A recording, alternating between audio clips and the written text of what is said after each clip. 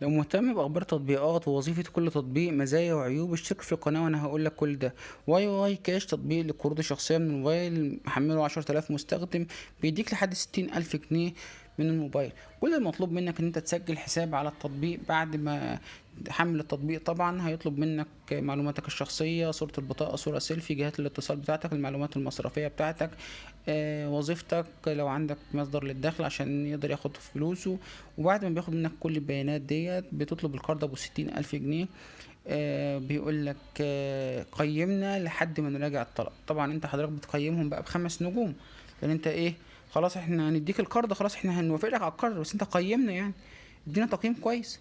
فبتلاقي ايه التقييمات كلها 5 نجوم، وبيقول لك ايه، جاري التحويل، القرض جاري، في انتظار المراجعة، في انتظار جاري التحويل، جاري التحويل، جاري التحويل، وهكذا. بتدفع 5 نجوم، 5 نجوم، 5 نجوم. بعد ما الناس بتزهق بقى من ال5 نجوم دي كلها، بيجي ايه، مغير التعليق وكاتب تعليق زي الزفت، ان احنا بقالنا شهر في انتظار التحويل وما تمش التحويل، سرقوا بياناتنا بس لكن ما ادوناش حاجة و الى اخره.